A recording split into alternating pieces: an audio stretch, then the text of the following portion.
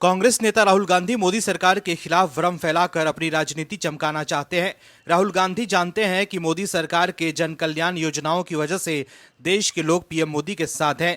ऐसे में कुछ भी करके राहुल गांधी मोदी सरकार को घेरने में लगे हुए हैं, लेकिन राहुल गांधी के साथ कुछ भी अच्छा नहीं हो रहा है।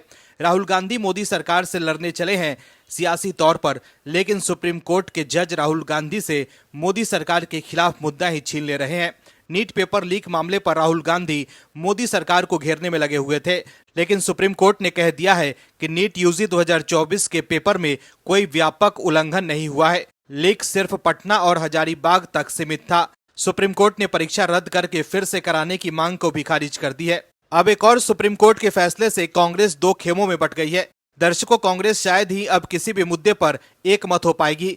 1980 से जो कांग्रेस के बिखराव की परंपरा शुरू हुई है, वो अभी तक चली आ रही है। आलम यह है कि कांग्रेसी अपने ही नेताओं के बयानों को भी अपने बयानों से खंडित करते नजर आते हैं।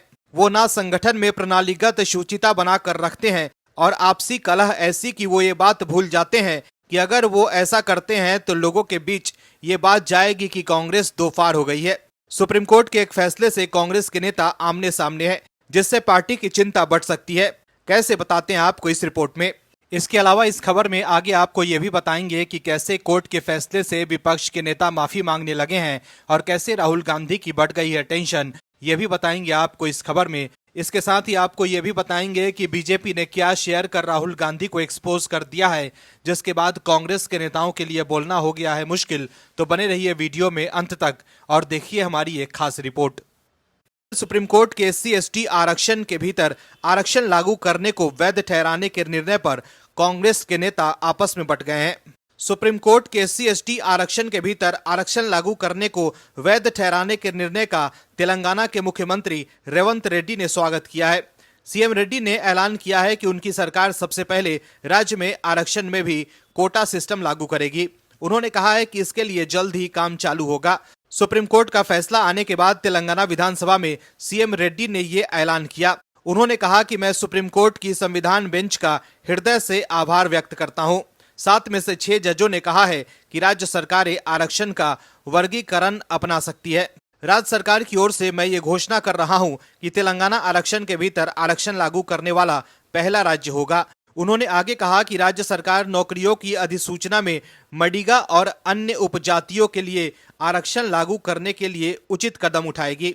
इस संबंध में एक अध्यादेश जारी किया जाएगा। सीएम रेवंत रेड्डी ने कहा कि जल्द ही सुप्रीम कोर्ट के फैसले के अनुसार वर्गीकरण को लेकर काम चालू किया जाएगा। वहीं जहां तेलंगाना की कांग्रेस सरकार ने सुप्रीम कोर्ट के इस फैसले का समर्थन किया है, तो वहीं उनकी ही पार्टी के नेता उदित राज इस फैसले के खिलाफ है। उन्होंने सुप्रीम कोर्ट के फैसले पर आपत्ति जताते हुए कहा है कि इसमें बदलाव की अनुमति केवल विधायिका को है। उदित राज ने कहा है कि उन्हें क्रीमी लेयर का निर्णय मंजूर नहीं है। उदित राज कांग्रेस के असंगठित कामगारों की विंग के मुखिया हैं। उन्हें 2024 लोकसभा चुनाव में उत्तर पश्चिमी दिल्ली से कांग्रेस ने अपना उम्मीदवार भी बनाया था, लेकिन वो बीजेपी से चुनाव हार गए थे। तो देखा आपने कैसे सुप्रीम कोर्ट के फैसले से कांग्रेस के नेता बंट गए हैं। एक तरफ सीएम रेड्डी ने इस फैसले का स्वागत किया है, तो वहीं उदित राज सुप्रीम कोर्ट के फैसले को मानने के लिए तैयार नहीं है। ईडी को एक्शन में देख कांग्रेस नेता राहुल गांधी की घबराहट बढ़ गई है। वहीं मोदी सरकार के मंत्री सुकांत मजूमदार ने भी कह दिया है कि राहुल गांधी जमानत पर हैं। अगर जमानत रद्द हुई तो उन्हें भी गिरफ्तार किया जाएगा। वहीं बीजेपी प्रवक्ता गौरव भाटिया ने एक न्यूज चैनल पर कहा है कि इंदिरा जी का पोता है, चोरी करके रोता है। ऐसे में अब सवाल उठ रहा है कि क्या राहुल गांधी गिरफ्तार होने वाले हैं। दूसरी तरफ ईडी भी एक्शन में है और राहुल गांधी की चिंता बढ़ने के साथ ही ईडी ने कार्रवाई भी शुरू कर दी है। ईडी ने रेड डालकर राहुल गांधी समेत पूरे विपक्ष की नींद उड़ा दी है। ऐसे में अब राहुल गांधी के बयान के बाद लोग ये भी कहने लगे हैं कि राहुल गांधी अरविंद केजरीवाल को कॉपी कर रहे हैं। जिस तरह से अरविंद केजरीवाल कहते थे कि ईडी उन्हें गिरफ्तार करने वाली है, ये बात उन्हें सूत्रों से पता चली है, ठीक उसी तरह राहुल गांधी भी अभी से ही ये राग अलापने लगे हैं कि अगर ईडी की कार्रवाई हुई तो वो कह सकेंगे कि उनके चक्रव्यूह वाले भाषण की वजह से मोदी सरकार उन पर दबिश डाल रही है। राहुल गांधी जब से नेता प्रतिपक्ष बने हैं, तब से संसद के मंच को अनर्गल आलाप करने वाला स्थान बनाकर रख दिया है। देश को कैसे आगे लेकर जाना है, इस विजन के बिना राहुल गांधी लगातार भ्रम फैला रहे हैं कि देश को विकसित बनाने का सपना देखने वाली मोदी सरकार देश को खोखला कर रही है। खैर, राहुल गांधी की इस अपरिपक्व बातों पर देश की जनता ज्यादा भरोसा नहीं करती है। लेकिन कहीं ना कहीं ये तो सच है कि भ्रष्टाचार नाम का चक्रव्यूह बनाकर देश को भीतर से खोखला करने का जो काम कथित तौर पर कांग्रेस नेतृत्व वाली सरकारों में हुआ है, उसके बाद बीजेपी का आरोप है कि उस भ्रष्टाचार की मलाई कांग्रेस और उसके शीर्ष परिवार ने भी खाई। नेशनल हेराल्ड मामले में राहुल गांधी जमानत पर बाहर घूम रहे हैं। अब राहुल गांधी ने अपनी करतूतों को छुपाने के लिए भ्रम का नया जाल बुनना शुरू कर दिया है। दरअसल राहुल गांधी का दावा है कि उनके खिलाफ ईडी यानी प्रवर्तन निदेशालय रेड की योजना बना रहा है। उनका कहना है कि चक्रव्यूह वाले भाषण के बाद इस एक्शन की तैयारी की जा रही है। दरअसल आम बजट 2024 पर बात करते हुए कांग्रेस सांसद राहुल गांधी ने कमल के चिन्ह का जिक्र किया था और कहा था कि 21वीं सदी में नया चक्रव्यूह बनाया जा रहा है। सोशल मीडिया प्लेटफॉर्म एक्स पर राहुल गांधी ने लिखा है कि जाहिर है कि 2-in-1 को मेरा चक्रव्यूह वाला भाषण पसंद नहीं आया है। ईडी के अंदरूनी सूत्रों ने मुझे बताया है कि एक रेड की योजना बनाई जा रही है। खुली बाहों से स्वागत कर रहा हूं। इसके साथ ही राहुल ने पोस्ट में ईडी को भी टैग किया और लिखा कि चाय और बिस्कुट मेरी तरफ से। बता दें कि सोनिया गांधी और राहुल गांधी के खिलाफ नेशनल हेराल्ड केस में मामला दर्ज है और दोनों जमानत पर बाहर हैं। इस केस में धारा 120 के तहत आपराधिक साजिश और धारा 420 के तहत धोखाधड़ी के आरोप लगाए गए हैं। इसमें पीएमएलए की कोई धारा नहीं थी। हालांकि ईडी ने इस मामले की जांच के पीछे यह दलील दी कि इस मामले में इनकम टैक्स डिपार्टमेंट की चार्जशीट है और ये 2 धाराएं हैं। ऐसे में उसे इस केस की जांच करने का हक है। वहीं दूसरी तरफ ईडी ने एक बड़ी कार्रवाई की है। उत्तर प्रदेश के जौनपुर से अखिलेश यादव की समाजवादी पार्टी सांसद बाबू सिंह कुशवाहा के खिलाफ ईडी ने कार्रवाई की है। सपा सांसद की करोड़ों की संपत्ति को ईडी की टीम ने जब्त किया है। बाबू सिंह कुशवाहा की करीब 40 बीघा जमीन पर कार्रवाई की गई है। अब इस कार्रवाई को लेकर विपक्ष में हड़कंप मच गया है। ऐसे में क्या ईडी को एक्शन में देख राहुल गांधी घबरा गए हैं? सवाल यह भी है कि क्या जिस तरह से अरविंद केजरीवाल ईडी को लेकर दावा करते थे कि उनके खिलाफ कार्रवाई होने वाली है, क्या उसी तरह राहुल गांधी भी कार्रवाई से पहले केजरीवाल स्टाइल में जनता को अपने पाले में करना चाहते हैं? दर्शकों, राहुल गांधी जो कहते हैं कि मैं किसी के आगे घुटने नहीं टेकूंगा, वो लगता है टीएमसी प्रमुख ममता बनर्जी के आगे नतमस्तक हो गए हैं। टीएमसी प्रमुख ममता बनर्जी ने शायद राहुल गांधी को यह समझा दिया है कि उनकी ताकत क्या है। बिना उनके केंद्र की राजनीति राहुल गांधी के लिए दुभर हो सकती है। राहुल गांधी बिना ममता बनर्जी के एकदम असहाय हैं, क्योंकि ममता बनर्जी के तेवर के आगे कांग्रेस ने जिस तरह के फैसले लिए हैं, उससे ये सवाल उठने लगा है कि क्या राहुल गांधी ममता बनर्जी से इतने खौफ में है। जो राहुल गांधी कहते हैं डरो मत, उन्हें क्या ममता बनर्जी से डर लगने लगा है? हाल के दिनों में ममता बनर्जी ने जिस तरह से कांग्रेस को तेवर दिखाए हैं, क्या उससे कांग्रेस और राहुल गांधी घबरा गए हैं? दरअसल पश्चिम बंगाल के सीएम और टीएमसी सुप्रीमो ममता बनर्जी को लेकर कांग्रेस बैकफुट पर है। ममता बनर्जी ने हाल के दिनों में कांग्रेस की चिंता बढ़ा दी है, जिसके बाद ममता बनर्जी को खुश करने के लिए कांग्रेस ने अधीर रंजन चौधरी की राजनीति बलि ले ली है। लेकिन जिस तरह से अधीर रंजन की राजनीति बलि ली गई है, उससे वो काफी नाराज हैं। अधीर रंजन अब बेबस हो चुके हैं और उनको बेबस किया है राहुल गांधी की स्वार्थ वाली राजनीति ने। पश्चिम बंगाल कांग्रेस का पद छूटे जाने से ज्यादा अधीर रंजन चौधरी खुद को हटाए जाने के तरीके से नाराज देखे जा रहे हैं और इतने नाराज हैं कि खुलकर कांग्रेस अध्यक्ष मल्लिकार्जुन खड़गे पर भी भड़ास निकाल रहे हैं। अधीर रंजन चौधरी शुरू से ही ममता बनर्जी के कट्टर विरोधी रहे हैं और बंगाल कांग्रेस अध्यक्ष के पद से उनकी छुट्टी की वजह भी ममता बनर्जी ही मानी जा रही है। वहीं अधीर रंजन के गुस्से पर प्रतिक्रिया देते हुए टीएमसी नेता कुणाल घोष ने कहा है कि ऐसा लगता है कि अधीर रंजन चौधरी कांग्रेस से निलंबित होना चाहते हैं। वो उकसाने की कोशिश कर रहे हैं। हो सकता है पहले ही बीजेपी से बातचीत कर रखी हो। वहीं लोकसभा चुनाव के दौरान ममता बनर्जी इंडी गठबंधन की बैठकों में कहती रहीं कि सीटों का बंटवारा जल्द से जल्द फाइनल कर लेना चाहिए।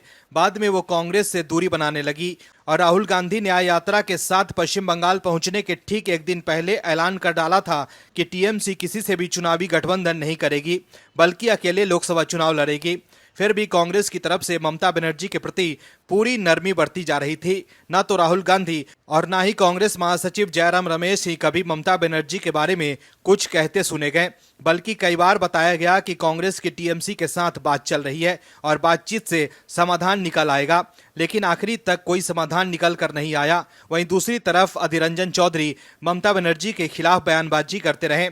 कहा जाता है कि अधीर रंजन चौधरी की वजह से ही बंगाल में ममता बनर्जी ने कांग्रेस से गठबंधन नहीं किया था। वहीं कांग्रेस में अधीर रंजन चौधरी गठबंधन के खिलाफ थे और उन्होंने कहा था कि अगर कांग्रेस को ममता बनर्जी से गठबंधन करना है तो पार्टी किसी और को अध्यक्ष बना दे, उनकी अध्यक्षता में ये नहीं हो सकता है। लेकिन ये ठीक है कि ममता बनर्जी के साथ की राहुल गांधी को हद से ज्यादा जरूरत है। लेकिन बंगाल में टीएमसी से अधीर रंजन चौधरी न तो निजी तौर पर सिर्फ अपने लिए लड़ रहे थे, न ही अपनी मर्जी से लड़ रहे थे। क्या राहुल गांधी की मर्जी के बगैर अधीर रंजन चौधरी कुछ कर पाते? आखिर अधीर रंजन चौधरी पर भरोसा था, तभी तो लोकसभा में नेता बनाया गया था और फिर बंगाल चुनाव में कांग्रेस की कमान सौंपी गई थी। लेकिन ममता बनर्जी हाल के दिनों में कांग्रेस को सख्त तेवर दिखा रही थी। दर्शकों, इस बार संसद की सत्र शुरुआत ही विवाद से हुई। कांग्रेस ने के सुरेश को इंडी गठबंधन की तरफ से स्पीकर का उम्मीदवार घोषित कर दिया, लेकिन ममता बनर्जी को यह बेहद नागवार गुजरा और टीएमसी ने समर्थन पत्र पर साइन करने से मना कर दिया। टीएमसी का आरोप था कि उम्मीदवार घोषित करने से पहले उनसे पूछा तक नहीं गया। जब राहुल गांधी को पूरे मामले का पता चला तो ममता बनर्जी की नाराजगी दूर करने का जिम्मा राहुल ने खुद अपने हाथ में लिया। राहुल गांधी ने फौरन ही ममता बनर्जी को फोन लगाया। दोनों नेताओं की करीब आधे घंटे तक बात चली और फिर ममता बनर्जी मान गई। वहीं हाल ही में ये भी देखने को मिला कि कांग्रेस द्वारा नीति आयोग की बैठक का बहिष्कार करने के बाद भी ममता बनर्जी बैठक में शामिल हुई और अपने साथ हेमंत सोरेन को भी ले गई। हालांकि ममता बनर्जी बैठक में शामिल तो हुई, लेकिन बीच में ही बाहर निकल आई। ममता बनर्जी ने आरोप लगाया कि 5 मिनट में ही उनका माइक बंद कर दिया गया।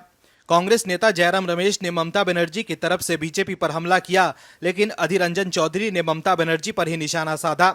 ऐसे में ममता बनर्जी जो कांग्रेस की बात न मानकर नीति आयोग की बैठक में गई थी, उन्हें साधने के लिए कांग्रेस ने अधीर रंजन चौधरी को अध्यक्ष पद से बाहर का रास्ता दिखाना ही ठीक समझा, ताकि फिर से ममता बनर्जी के नाराजगी के बाद राहुल गांधी को उन्हें मनाने के लिए मेहनत न करना पड़े। लोकसभा चुनाव के बाद कांग्रेस की कुछ सीटें क्या बढ़ गईं और कांग्रेस नेता राहुल गांधी को नेता विपक्ष का पद क्या मिल गया, वो उसे अपनी जीत मानने लगे थे और बीजेपी की हार। राहुल गांधी ऐसे ऐसे बयान दे रहे थे जैसे उनकी जीत हुई है और बीजेपी की हार।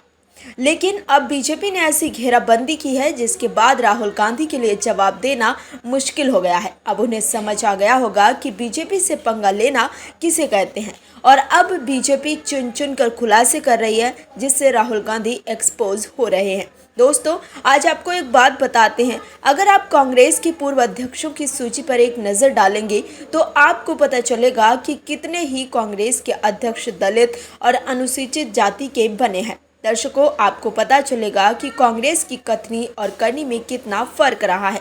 जो लोग आज दलितों और पिछड़ों के उत्थान की बात करते हैं, आज वो लोग पहले ये बताएं कि कांग्रेस ने 58 साल के अपने शासन में दलितों के लिए क्यों काम नहीं किया। आखिर क्यों नहीं कांग्रेस ने दलितों और पिछड़ों को गर्त से बाहर निकाला। लेकिन राहुल गांधी को कौन समझाए, जो आज दलितों के हितैषी बन रहे हैं। उनके पूर्वजों ने आखिर किस तरह से दलितों और पिछड़ों के साथ दुर्व्यवहार किया है, उस पर से अब अनुराग ठाकुर ने पर्दा हटा दिया है। दरअसल पूर्व केंद्रीय मंत्री और बीजेपी सांसद अनुराग ठाकुर ने जाति विवाद को लेकर कांग्रेस पर जमकर पलटवार किया। उन्होंने पूर्व प्रधानमंत्री जवाहरलाल नेहरू, इंदिरा गांधी और राजीव गांधी का जिक्र करते हुए नेता प्रतिपक्ष राहुल गांधी पर निशाना साधा और दावा किया कि यदि सामंतवादी सोच वाली कांग्रेस ने मंडल और काका कालेलकर की रिपोर्ट की राह में रोड़ा नहीं अटकाया होता तो आज स्थिति कोई और होती। अनुराग ठाकुर ने कहा कि नेहरू ने तो आरक्षण के विरोध में अपने मुख्यमंत्रियों को पत्र लिख दिया था, जबकि राजीव गांधी खुलेआम मंडल आयोग की रिपोर्ट का विरोध करते थे। बीजेपी सांसद अनुराग ठाकुर ने कहा है कि सांच को आंच नहीं। कुछ लोगों के मेरे भाषण से उनके सेंस ऑफ एंटाइटलमेंट को गहरी चोट लगी है, जिसका असर हुआ है कि पूरे ने चीख पुकार मचाना शुरू कर दिया है। इन्हें लगता है कि सवाल पूछने का हक सिर्फ इन्हें है क्योंकि ये प्रिविलेज्ड है। ये वही लोग हैं जिनके पूर्वज देश के पिछड़ों, दलितों और वंचितों को बुद्धू कहा करते थे। जो लोग आज तक लेगेसी की मलाई खाते आ रहे हैं, आज उनके मुंह में सवाल की खटाई क्या पड़ी, ये झूठ बोलकर अपनी जंग हसाई करवा रहे हैं। लम्हों ने खता की थी, सदियों ने सजा पाई। बीजेपी सांसद ने न्यूज एजेंसी ANI से बात करते हुए कहा है कि जो दूसरों को बुद्धू कहा करते थे, आज उनके ही घरों में बुद्धुओं की भरमार है। ये वही लोग हैं जिन्हें लगता था कि उनके सामने कोई दलित व्यक्ति कोट पैंट पहनकर कैसे खड़ा हो सकता है और संविधान लिख सकता है। पूर्व पीएम राजीव गांधी का जिक्र करते हुए अनुराग ठाकुर ने कहा कि राजीव गांधी ने कहा था कि आरक्षण के नाम पर बुद्धुओं को बढ़ावा नहीं देंगे। ये इंटरव्यू साल 1985 में प्रकाशित हुआ था। मैं कहता हूं कि बात निकली है तो दूर तक जाएगी। पूर्व प्रधानमंत्री के अति बुद्धिमान पुत्र इस देश को बताएंगे कि क्या उनके पिता की नजरों में पिछड़ा वर्ग बुद्धू था। क्या कांग्रेस राजीव गांधी द्वारा दिए गए एक अति घृणित जातिवादी बयान की निंदा करेगी या फिर उसके खिलाफ रिजोल्यूशन पास किया जाएगा। वहीं एक न्यूज़पेपर की कटिंग को शेयर कर बीजेपी नेता अमित मालवीय ने लिखा है कि 1985 में राजीव गांधी का हस्ताक्षर लेने वाले वरिष्ठ पत्रकार आलोक मेहता कहते हैं, राहुल या तो भ्रमित है या कम्युनिस्ट बनना चाहते हैं। वो आगे कहते हैं, वो जयराम रमेश की बात सुनते हैं जो चुनाव नहीं लड़ सकते और जीत नहीं सकते। इस देश के लोग आधुनिक भारत चाहते हैं। संसद में वित्त मंत्री निर्मला सीतारमण ने आलोक मेहता के 1985 के मौलिक साक्षात्कार का जिक्र किया, जिसमें राजीव गांधी ने सभी ओबीसी को बुद्धू कहा था और आरक्षण का विरोध किया था। महाराष्ट्र में शिवसेना उद्धव गुट के नेता संजय राउत और उद्धव ठाकरे बीजेपी के खिलाफ विपक्षी इंडी गठबंधन में शामिल हो चुके हैं। वहीं उद्धव ठाकरे इन दिनों महाराष्ट्र के गृह मंत्री और पूर्व सीएम देवेंद्र फडणवीस के खिलाफ भड़के हुए हैं। उद्धव ठाकरे का कहना है कि उन्हें मालूम पड़ा है कि देवेंद्र फडणवीस उन्हें और उनके बेटे आदित्य ठाकरे को जेल भेजना चाहते थे, लेकिन अब कोर्ट से जो खबर आई है उसके बाद उद्धव ठाकरे और संजय राउत की चिंता बढ़ गई है और अब वो जज साहब से कह रहे हैं कि जज साहब माफ कर दीजिए। दोस्तों, शिवसेना यूबीटी के प्रमुख उद्धव ठाकरे और उनके सामना के संपादक संजय राउत दोनों एक केस में फंस गए हैं। हालांकि दोनों ही बस किसी भी तरह से इसकी टोपी उसके सर करके सत्ता में बने रहना चाहते हैं और साथ ही साथ दूसरे लोगों के खिलाफ अनर्गल बयानबाजी करते रहते हैं। सामना का जन्म इसलिए हुआ था कि किसी भी तरह से देश में हो रहे अनैतिक कामों को उजागर किया जाए। एक जमाने में सामना में हिंदुत्व के लिए आवाजें बुलंद की जाती थी, लेकिन अब क्या हो रहा है?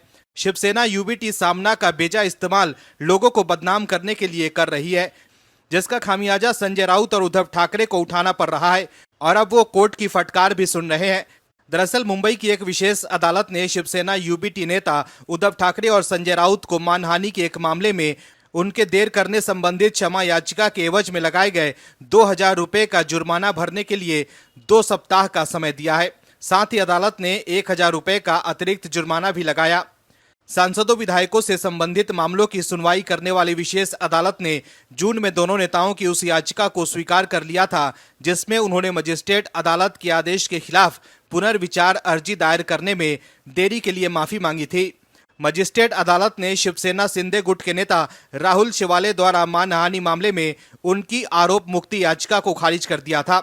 अदालत ने 2000 रुपए का जुर्माना लगाया था और उद्धव ठाकरे और संजय राउत को 13 जून के आदेश से 10 दिनों के भीतर ये राशि चुकाने का निर्देश दिया था। उद्धव ठाकरे और संजय राउत ने अपने वकील के माध्यम से दायर आवेदन में कहा था कि 2000 रुपए जमा कराने में देरी अनजाने में हुई तथा इसके लिए कई कारण बताएं। दरअसल सीएम एकनाथ शिंदे गुट की अगुवाई वाली शिवसेना के सदस्य राहुल शिवाले ने शिवसेना यूबीटी के मुखपत्र सामना में उनके खिलाफ अपमानजनक लेख प्रकाशित करने के लिए भारतीय दंड संहिता की धारा 500 मानहानि के तहत उद्धव ठाकरे और संजय राउत के खिलाफ कार्रवाई का अनुरोध किया है। संजय राउत और उद्धव ठाकरे दोनों नेता शिवसेना एकनाथ शिंदे गुट के नेता राहुल शिवाले द्वारा उनके खिलाफ दायर मानहानि की शिकायत का सामना कर रहे हैं। सामना में छपे एक लेख में दावा किया गया था कि शिवसेना के पूर्व सांसद राहुल शिवाले के पास दुबई और कराची में रियल एस्टेट निवेश है, जिसके बाद शिवाले की वकील ने 3 जनवरी 2023 को सामना को एक नोटिस भेजा और इस पर स्पष्टीकरण मांगा। इसके जवाब में सामना की टीम ने तर्क दिया था कि उनके लेख इंटरनेट पर मिली जानकारी से प्रेरित था। इसके बाद राहुल शिवाले की वकील ने मजिस्ट्रेट कोर्ट में आपराधिक मानहानि की शिकायत दर्ज कराई और हाई कोर्ट में 100 करोड़ रुपए का मानहानि का मुकदमा भी दायर किया। यह पूरा मामला इसी केस से जुड़ा है। सत्र न्यायालय ने 13 जून को दोनों पर 2000 रुपए का जुर्माना लगाया था। हालांकि इस मामले में संजय राउत और उद्धव ठाकरे ने खुद को निर्दोष बताया था और अदालत में आरोप मुक्त करने की अर्जी दायर की थी, जिसे अक्टूबर 2023 में खारिज कर दिया गया था और अब उन्हें फाइन भरना होगा। Bureau report, OMH news. और भी वीडियोस देखने के लिए चैनल को सब्सक्राइब करें और बेल आइकन को दबाएं।